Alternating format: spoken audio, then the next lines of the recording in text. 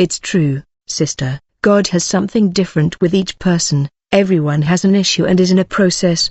For some sister it is high heel, for my sister was the hair. There are still some that God doesn't want to cut their hair, for they still do that, while there are some who still want to dye their hair. Each person has their own intimacy journey, also following the doctrine where you congregate. And then I also remembered a sister who congregated in my church, the old church where I congregated with Assembly of God Roots. There was a preacher there, and she really liked to wear 3 hairpins. I don't know what the mystery was. She had huge hair that went down to her waist, and she tied her hair with 3 hairpins, and the hairpin looked like the teeth of a snake. So God brought a preacher from Sao Paulo to preach at the campaign. I think it was a campaign that my pastor did, and it was like this. The preacher told the lady, God shows me 3 snakes on your head, but I don't understand.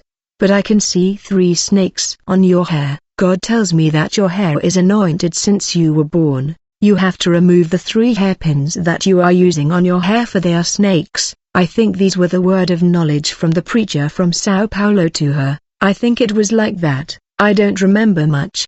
But I know that God was telling her not to tie her hair up like that with those 3 hairpin, that were snake. But the sister made fun of the revelation. The devil had made a noose for her, and many in that church did not believe and made fun of the revelation. She herself made fun and disbelieved and laughed at the revelation. The preacher knew that she did not believe in the revelation, and he said to her, seek confirmation from God and put a test on God. This woman's house is just next to my place. The Lord was not happy about her attitude, and the woman went insane after laughing at the warning. When she becomes insane, she asks God for forgiveness for disbelieving a message that God sent her. Yet God uses the mouth of one of his children. To this day the sister is insane, and she ties up her hair with the 3 hairpin, but she went crazy. She goes to church, but she has a crazy speed. When she sees a believer she runs. When she arrives at church, she doesn't look at anyone, she doesn't give a damn.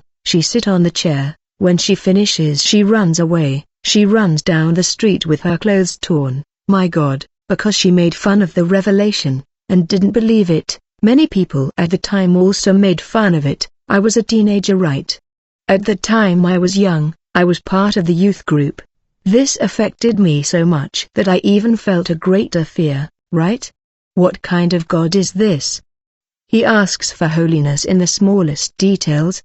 He asks for holiness with each person. I am always shocked when I see her like this. I even pray. I ask God for mercy for her life, because it is sad. Since that day where she rejected the word of knowledge, she had entered a decadence. She walks around with torn clothes, you know. At the time she used to like me a lot. Today she doesn't recognize me anymore. She comes on the street. If I go towards her she ran away.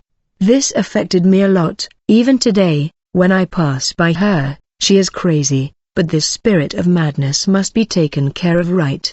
I think this should happen. We must unite in purpose with brethren for her. I've spoken to a sister, you know, about her. Campaigns of prayer have to be raised, right, for this madness to be broken. There are many questions over these issues.